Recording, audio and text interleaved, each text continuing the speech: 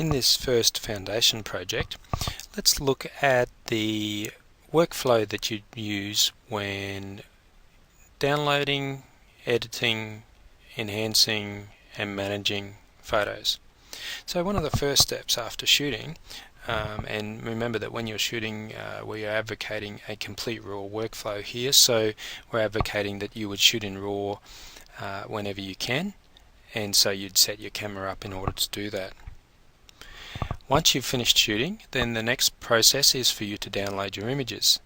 Now, if you're shooting using a tethered process, in other words you're connecting your laptop or your computer to your camera, well then the images will bypass the card or memory card in your camera and be downloaded straight to your computer.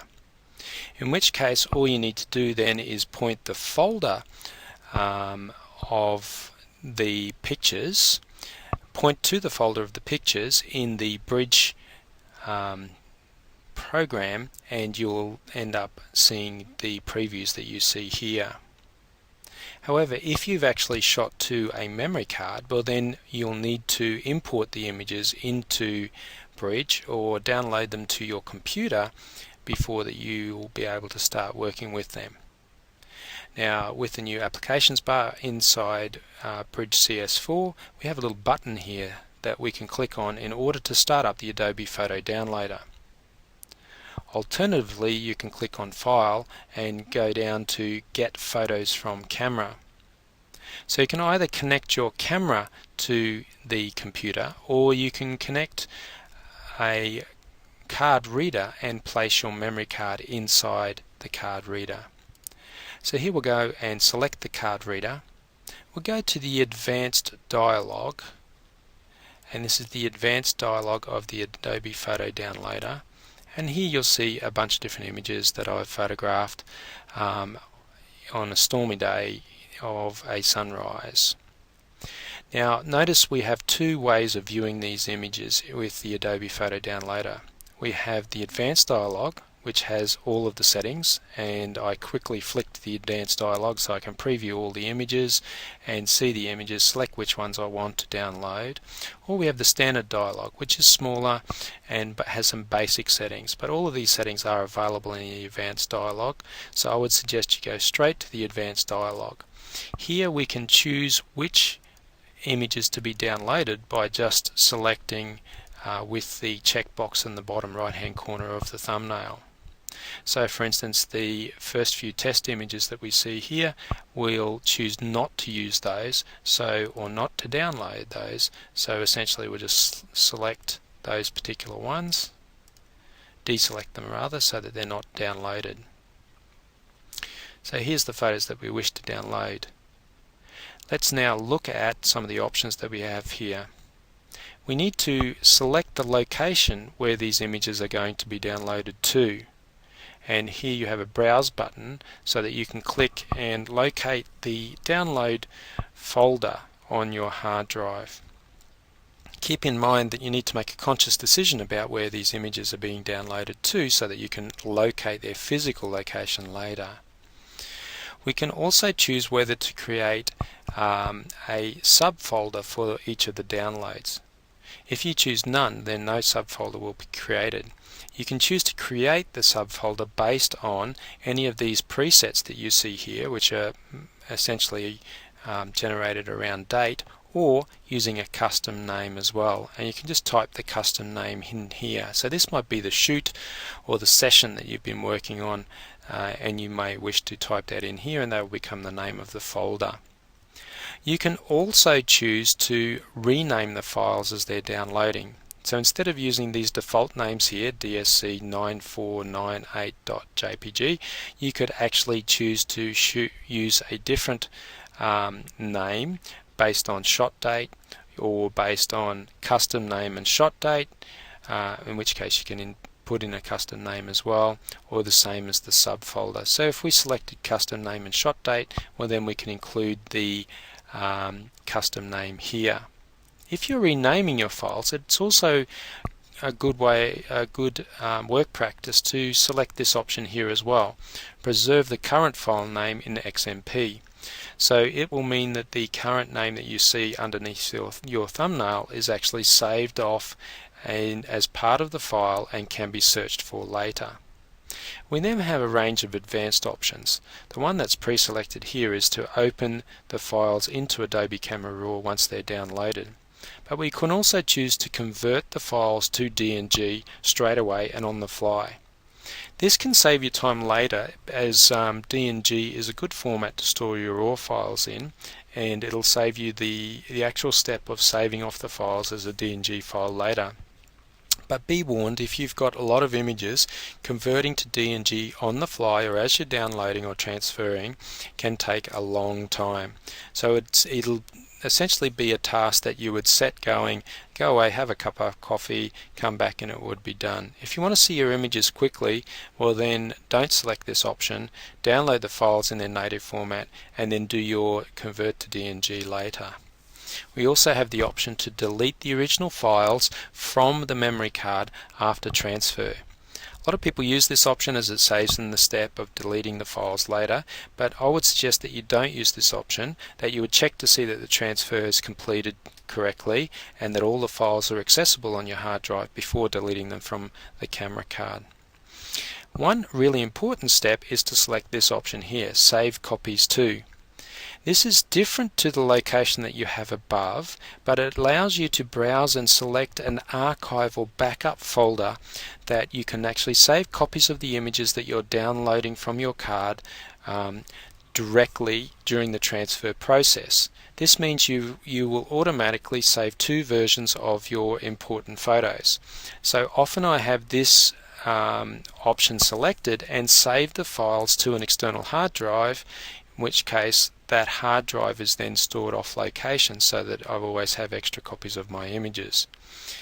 In the office environment or the studio environment we use here, we actually back up our images from a central file server. So we tend to make the copies or the archive versions of our images via the network rather than at this stage in the process. We can also choose to apply metadata. So this is information about things like copyright that you can apply to the image. Now, this metadata, we can apply some basic metadata, or we can select a template that we've actually created at another time.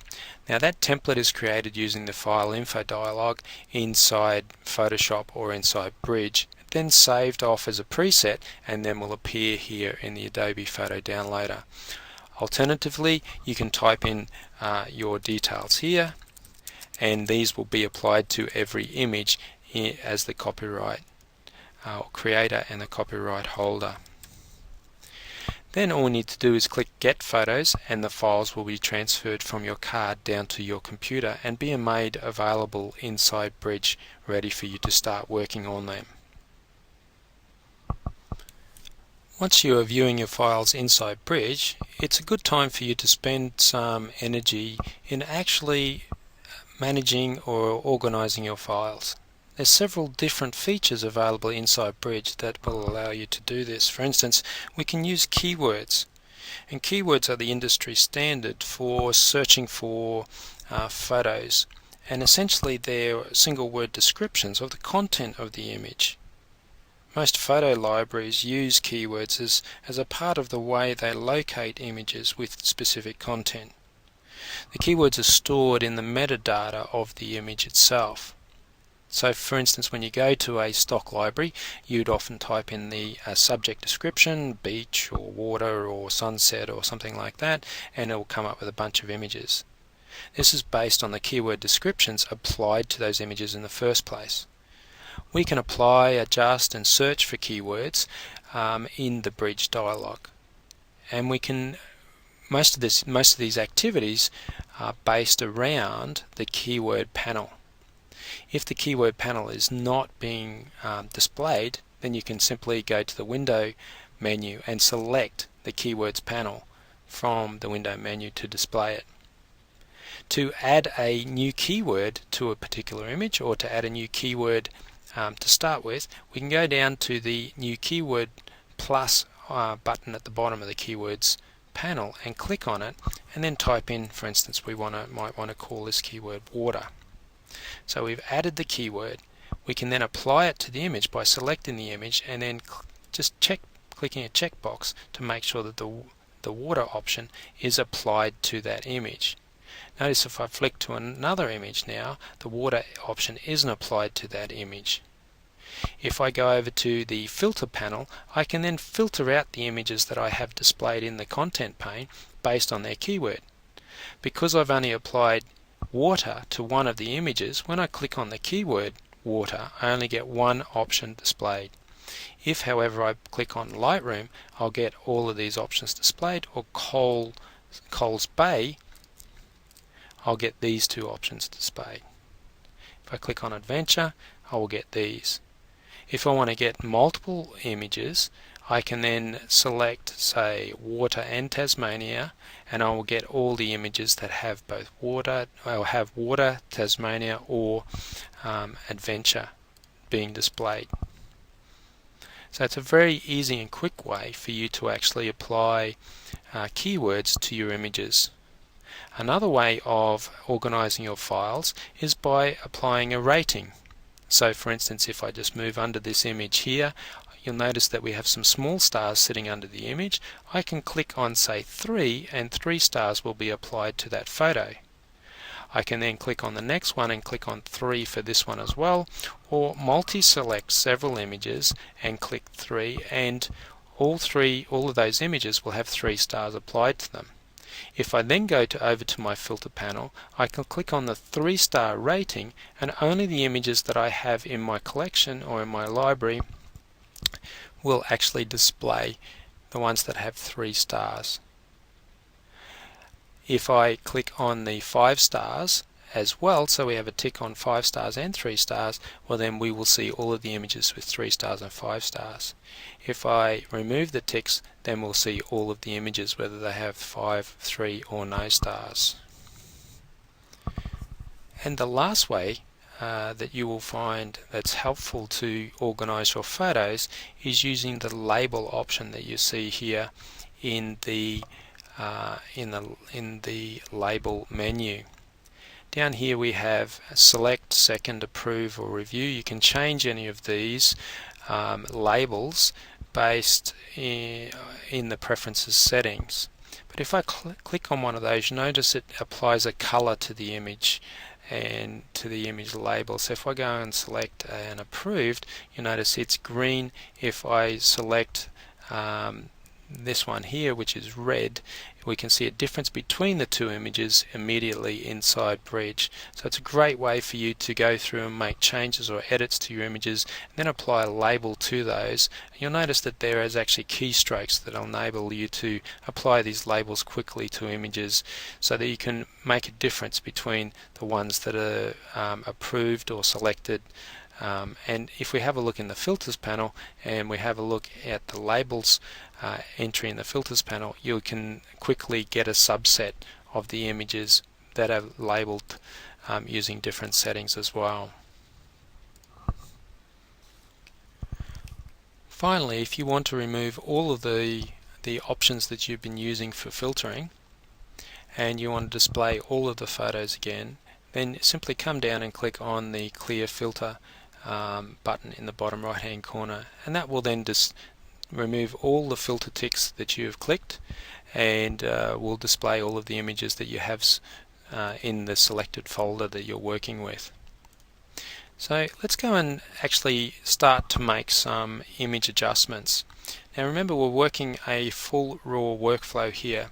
So this Foundations project number 1 image is a raw image, and it's an NEF, which is a Nikon RAW file.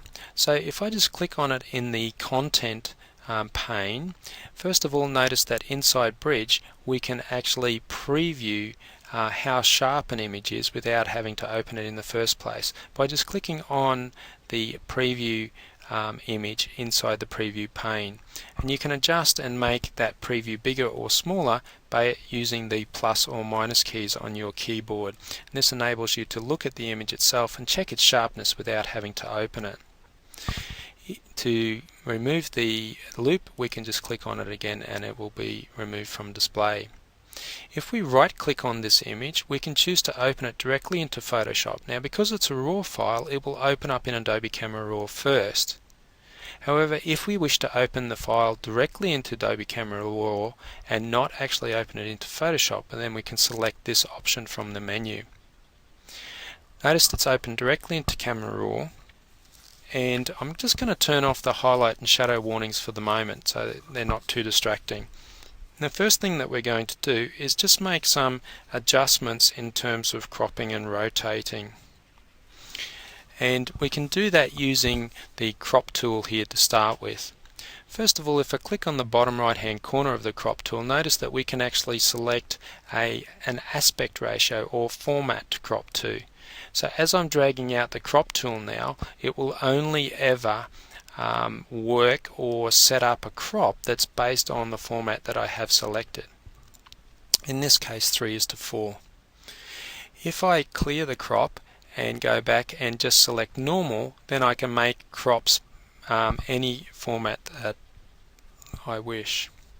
Also notice that the crop tool works in a similar way to the crop tool inside Photoshop, in that once I've actually applied or drawn the crop on the image itself, if I move the cursor outside, I can rotate the crop and therefore straighten the image as well.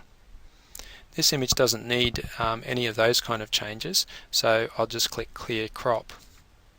We can also straighten an image by using the Straighten tool that you see here. If we click and drag it across a part of the image that's meant to be horizontal or vertical, then the tool will automatically apply a crop in such a way as to straighten that image as well. If you wish to get rid of this, you can again go down and hit Clear Crop. Once we were happy with the crop and the orientation, or how straight the image is, we can then start to make some adjustments to color and to tone.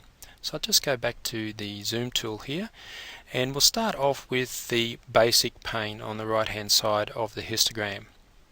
Right hand side of the workspace rather. The histogram sits above this pane, and it's really important to turn on the shadow and highlight warnings. So make sure there's a little white box sitting around each of these upward facing arrows. That indicates that they're actually active. Now there's no black clipping in this image here, but you'll notice that some of the shadow pixels are actually not quite dark enough. In other words, they're pushed too far towards the mid-tones rather than being spread down towards the black portion. So we need to adjust the blacks here, and you'll notice that we are clipping some highlights, and we're clipping those in the background and on the face as well. So we'll just make a quick adjustment to the image to try and get these parts of the histogram back in line to start with. So the first thing we'll do is adjust our exposure, and we'll pull that down a little bit, and this makes a big change to the way in which the image looks, and it means that we don't have this clipping anymore. Some photographers actually prefer to leave the image a little bit brighter and then use the recovery slider to actually pull in some of those highlight tones. So it's leaving the bulk of the pixels pushed towards the right, but just pulling in some of the highlight details that were actually being clipped. Let's look at the shadow areas now, and I'll pull up blacks to start with, which is our black point area, until we start to get some clipping. You'll see the clipping happening in the hair there. We don't want clipping in this area, so we'll just pull it down till we've got no clipping, but we see that the histogram is spread further down towards the left. In other words, further towards the shadow areas. So the exposure slider is used for controlling where the white point in the image is, and the black slider is used to control where the shadow or black point is in the image. We also have the recovery slider for rebuilding highlight or controlling specifically the highlight areas, and we have the fill light slider, which is used for boosting the brightness of the bottom, say 25% of tones in the shadow areas itself. So if you need to push some extra brightness into those areas, that's what you'd use the fill light for. So now that we've got no apparent clipping in the highlight or shadow areas, let's just have a look at the color controls that you'll see here as well.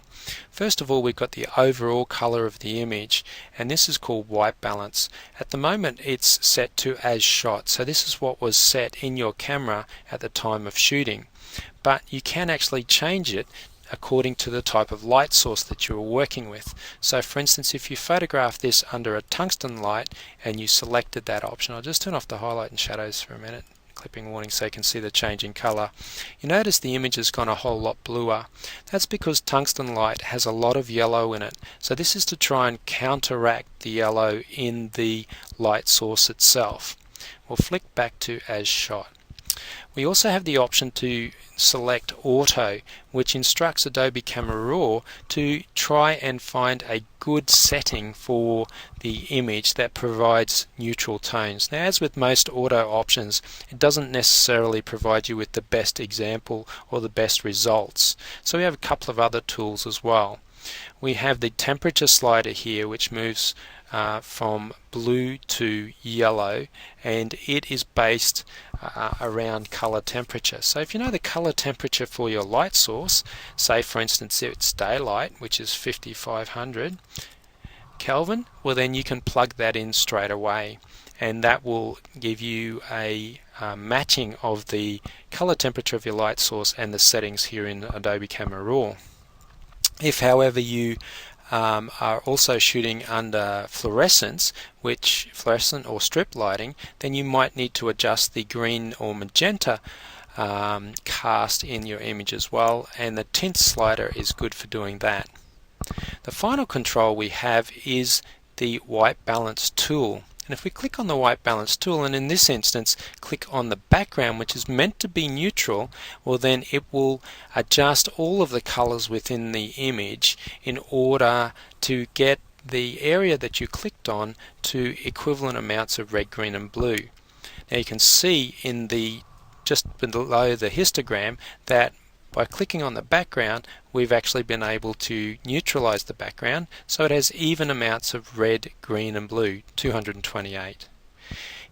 It is a good idea, if you have tricky lighting, to include a grey card in your shoot, so that in the first shot of your shoot, so that you can actually select the grey card, neutralize your color cast, and then apply those changes across other images in order to get consistent color. We also have a couple of other color controls here as well. Generally clarity is bundled with the color controls, but it's more like a local contrast control for me. And you'll notice that it's increasing the local contrast, or the areas, for instance, let's look around the eyes here as we drag it up, and it's making those a lot more contrasty around the actual details itself. So it's particularly useful for working with low contrast images or images where you don't get a lot of separation in your midtones. If you push up the clarity slider, well then it will help separate those midtones for you. We also have a vibrance and saturation. We have vibrance and saturation sliders. Now, vibrance and saturation work on the strength of the colors. The saturation slider pumps up the strength of all colors, and you'll notice that in this situation the shirt and the skin tones have been pumped up too much or made more vibrant than they need to be. If we went and tried to print these colors, we would end up with just posterized, flat posterized areas with our printer.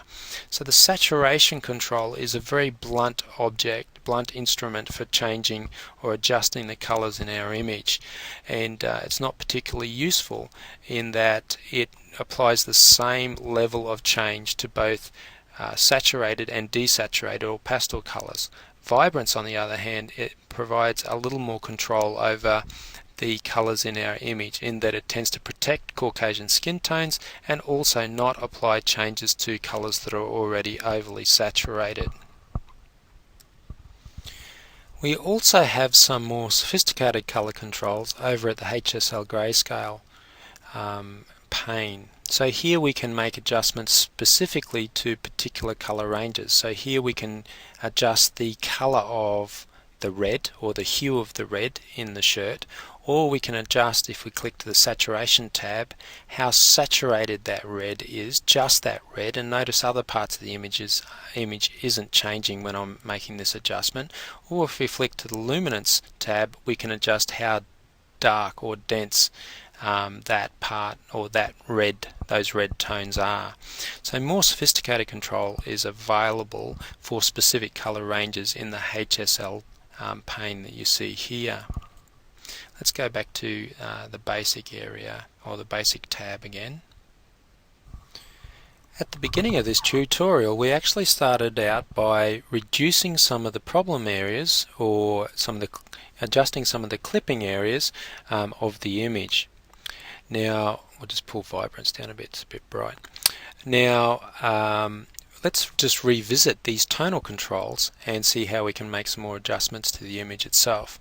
We talked about the fact that the exposure adjusts the white point, blacks adjust the black point in the image, recovery is used for the highlight areas, and fill light used for the lower shadow areas.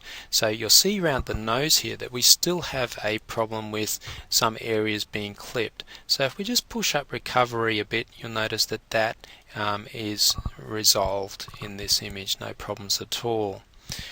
We also have beneath these four main controls the ability to adjust brightness and contrast. Now, a lot of people get confused with the brightness slider, feeling that it's pretty much the same as the exposure control. The difference being is that the brightness control allows you to make changes to the mid-tone density, or how bright the mid-tones are, with less change or less impact on the white point and the shadow points than if we actually used exposure or blacks sliders.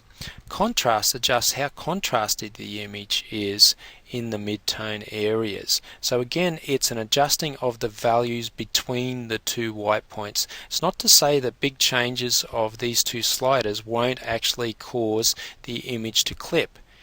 So you need to keep your highlight and your shadow clipping warnings activated, so that in making these adjustments that you see here, if any changes actually affect the highlight and shadow areas, then you can come back and retweak the other controls in order to ensure that you get no clipping. As well as the slider controls for tonal adjustment, we also have a curve, and we have a tone curve. We have the tone curve in two different formats. One is this parametric tone curve, where we can make adjustments to specific tonal ranges based on the sliders. So we have the ability to adjust the lights or lighter areas, the highlight areas, the darks and the shadows by just adjusting the sliders. And you'll see that we get an indication of the histogram, the luminance histogram, in the back of this curves adjustment pane. We also have the ability to control which parts of the image are considered shadows, darks, lights and highlights by adjusting these division points with these three triangle controls here as well. If you want a more traditional approach, we can go to the point tone curve, in which case you can actually click and drag and add points to a curve and make specific adjustments to that curve based on those points. So I'm just going to set these back to 0, as we don't need much change here at all. Okay, with the basic color and tonal changes now made, let's look at cleaning the image up a little bit.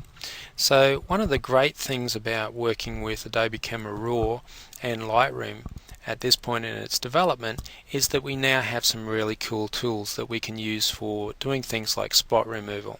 So if I go to the top of the Adobe Camera Raw dialog and just select the spot removal tool here, I can click and drag it over a spot on the skin tone, and you'll notice that we end up with two circles on the actual surface of the preview here. The red circle is the area that we're covering, and the green circle is the part of the image that we're using to actually cover over that area. So it's the source of the adjustment, or the source of the spot removal.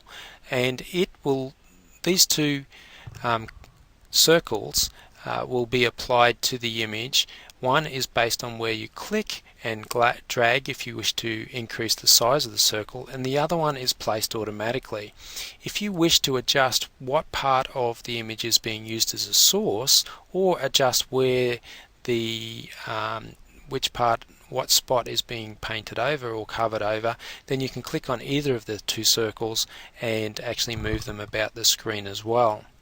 Notice over in the spot removal pane we have the option to use clone, which is the equivalent of the clone stamp way of working, or heal, which is a more sophisticated color and texture control based on the spot healing tool, healing brush, inside Photoshop CS4. Now that we have the tones adjusted, the colors adjusted as well, and we've removed some of the spots on the image, let's now flick over to the detail pane and do an adjustment to the sharpness of the photo. The first thing to remember when working with Adobe Camera Raw and applying some sharpening is that it's essential that you have the image displayed at 100% or greater in order to preview the sharpening changes. Any magnification lower than this and you won't see the changes at all, so make sure it's at 100%. The sharpening controls that we have in Adobe Camera Raw, we have 4 slider controls plus a couple of controls for the reduction of noise in the image. The amount slider enables us to control the degree of sharpening in the image. Now I'm just going to drag it right the way up so that you can see how an over sharpened image looks. You can start to see that we get little halos around details, and we get this look and feel that it's very gritty. Now different image content or subjects will be able to be sharpened to different rates, as also will different print surfaces require different sharpening. So it's really a matter of you testing your sharpening on the final print surface that you're working with the subject that you're actually photographing. So the same settings won't be used for, say, a portrait on gloss as they would for a technical medical shot or a landscape or urban landscape photograph on matte paper. So you'll need to develop a range of settings for different subjects and different surface types. The radius control that you see here is basically a control that determines how far from the pixel the Adobe Camera Raw looks to see if it's an edge. So if the group of pixels are an edge, well then Adobe Camera Raw applies sharpening to it. So the higher the number, the further apart from the image, apart from the pixel, Adobe Camera Raw will look for edges. Generally we use a lower setting for this image, for this control. Detail applies local contrast around specific detail parts in the image. You've got to be a little bit careful with using detail. As we've pushed it up here, you'll see that we've created extra texture in the skin tones, and this is not too attractive, and it's not something that a lot of photographers will use for portraiture. But certainly in some commercial applications, say for instance a gritty urban landscape or a gritty city shot or some architecture shots, then a high detail value will be suitable. Let's just drag it down a little bit, and so the surface of the skin is not looking too textured. But the most important slider that we have here is the masking slider, because it adjusts where the sharpening is being applied to the image. As I drag it up, the sharpening is being applied less to the skin tone and more to just the areas of contrast, so for instance the eyelash or the center of the eye. Where in particular the sharpening is being applied, you can preview that by holding down the Alt or the Opt key and adjusting the slider.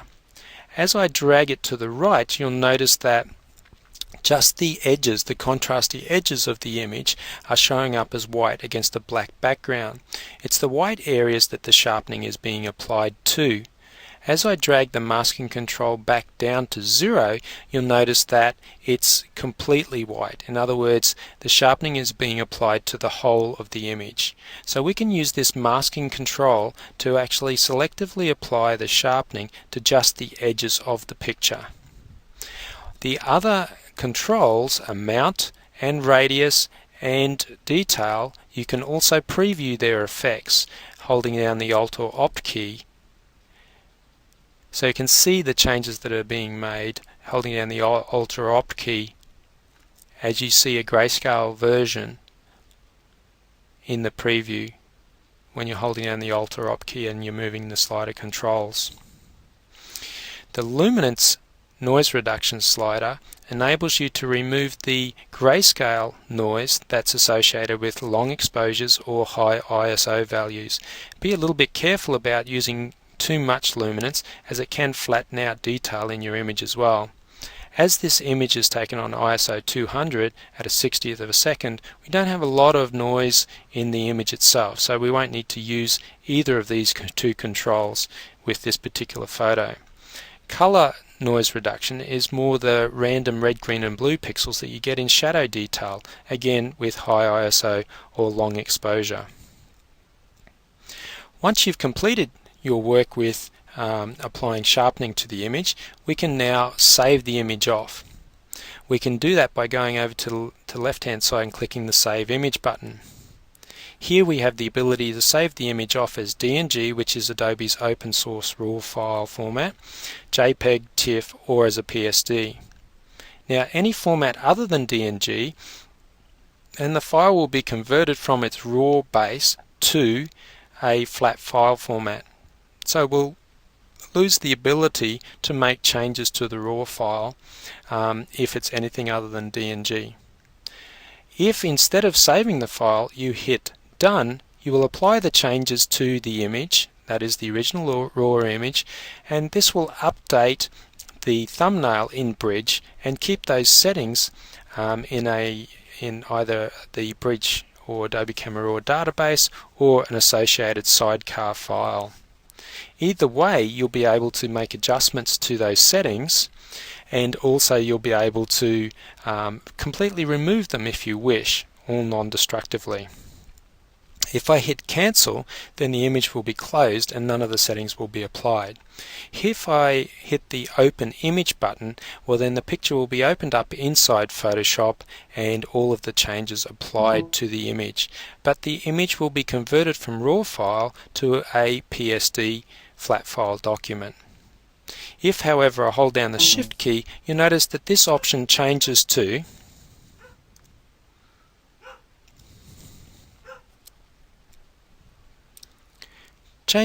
the Open Object button. This means that when I click on the button, the file will open up into Photoshop, but it will open up as an embedded RAW file inside a smart object. Many of the techniques that we use in this book require you to open the file up as a smart object inside a Photoshop document. So keep this in mind. You hold down the Shift button and it changes the Open Image button to Open Object button.